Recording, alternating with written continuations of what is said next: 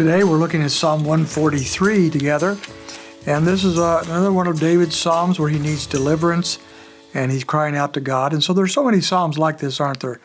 Obviously David had a lot of difficult things in his life as well as some wonderful blessings. But he was a man of deep passion, a man of deep thinking, and that's why he wrote maybe over half of our Psalms, and it gives us great insights into to the child of God and his relationship with the Lord. In Psalm 143, we're talking about a true servant of the Lord. Here's one who wants to be a servant of God, and David is speaking about that in this passage of Scripture. I'm reminded of Fanny Crosby, the very prolific and well-known songwriter, hymn writer of 100 years ago or so. And Fanny did many things. She knew presidents.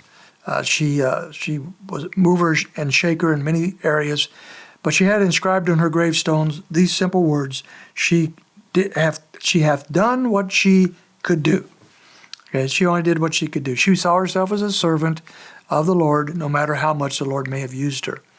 Well, as we think about that with David, as David comes to the Lord, he is aware of certain things in his life. He's aware of weakness, for example, and we see that in verse 1 and through 4, when we see that he sees that he needs certain things. His weakness is described in what he sees his need for.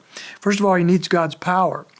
Hear my prayer, O Lord, give ear to my supplication.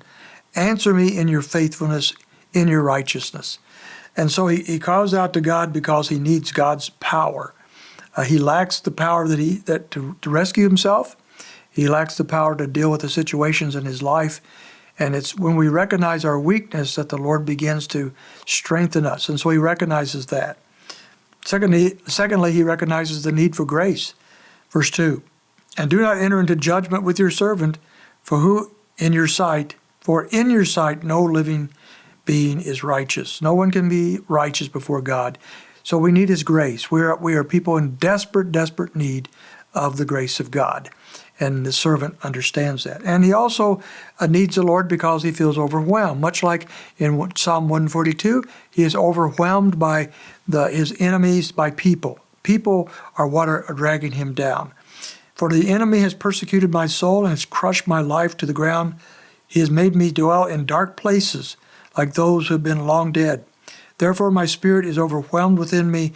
My heart is appalled within me. Now our circumstances are probably not like David's.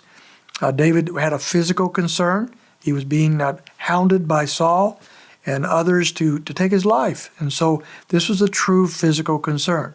Most of us will never have those kinds of physical concerns.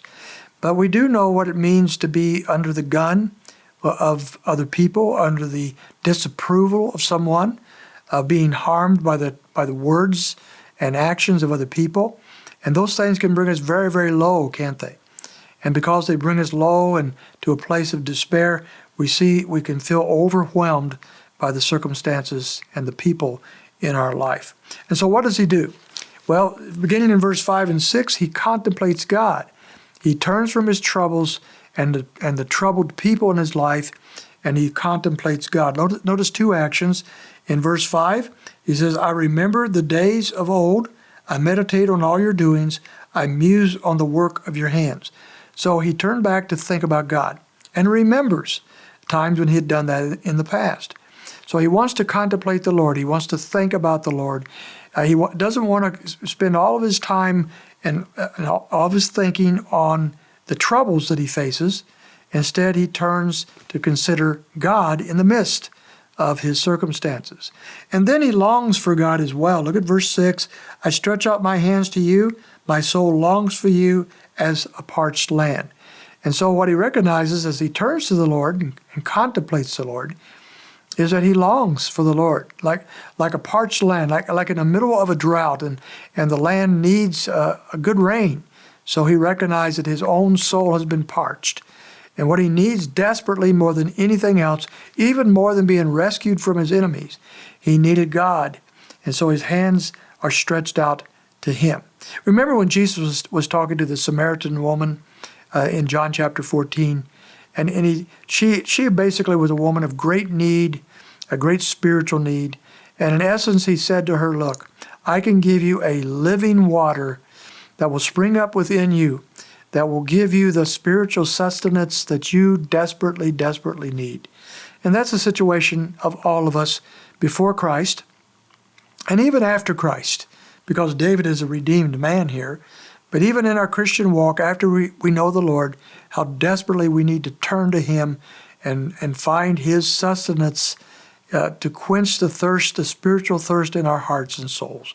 So in the midst of his troubles, that's what David does in the first half of Psalm 143. We'll go a little further in the Psalm tomorrow, so I trust you can join us.